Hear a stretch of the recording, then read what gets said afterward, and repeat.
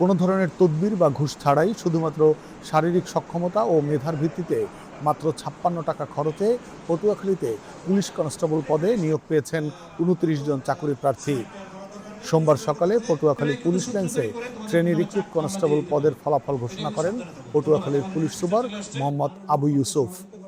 Police super কার্যালয় সূত্র জানায়, এবছর পটুয়াখালীতে ২৯টি পদের বিপরীতে আবেদন করেন ২,১৩৯ জন প্রার্থী। ৭টি ইভেন্ট শেষে লিখিত পরীক্ষার জন্য নির্বাচিত হন ৪১৮ জন।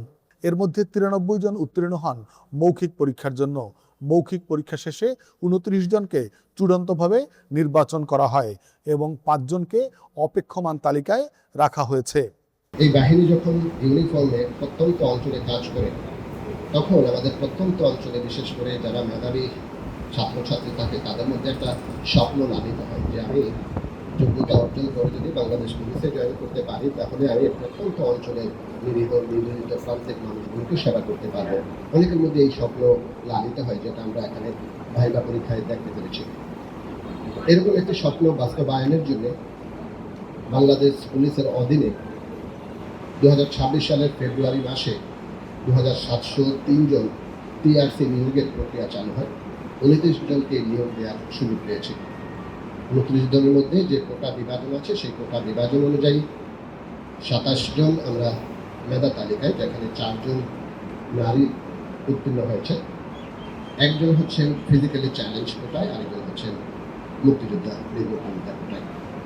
এমন স্বচ্ছ নিয়োগ প্রক্রিয়ায় বিনামূল্যে চাকরি পেয়ে কান্নায় ভেঙে পড়েন অনেক প্রার্থী।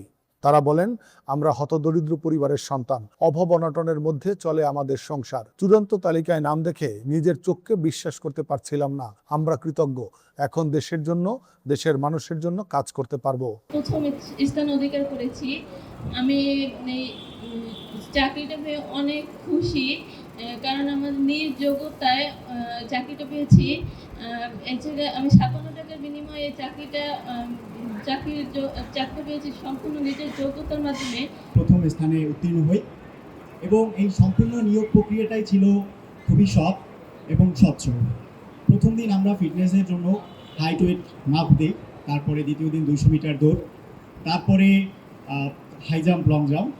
আমাদের মাননীয় এসপি মহোদয় জনাব মোহাম্মদ আবু ইউসুফ বিপিএম স্যার আমাদের খুবই স্বচ্ছতার সাথে এই স্থানে আসার সুযোগ করে দিয়েছেন এবং আমরা বিনামূল্যে মাত্র ৫৬ টাকার বিনিময়ে এই চাকরিতে আমরা যোগ্য হয়েছি। পুলিশ সুপার মোহাম্মদ আবু ইউসুফ পরীক্ষায় উত্তীর্ণ নবাগতদের ফুলের শুভেচ্ছা দিয়ে বরণ করেন। তিনি বলেন, আমরা যোগ্যতা অনুযায়ী তাদেরকে চাকরি দিয়েছি। বর্তমানে একটি চাকরি পেতে হলে কঠোর পরিশ্রম করতে হবে। এই নিয়োগ প্রক্রিয়ার অনেকগুলো ধাপ ছিল। প্রথম ধাপ ছিল অ্যাপ্লিকেশনের পরপরই সমস্ত ডকুমেন্ট পর্যালোচনা করা। তারপরে ছিল শারীরিক মাপ এবং শারীরিক যোগ্যতা অর্জন, লিখিত পরীক্ষা, মনস্তাত্ত্বিক ও ভাইবা পরীক্ষা।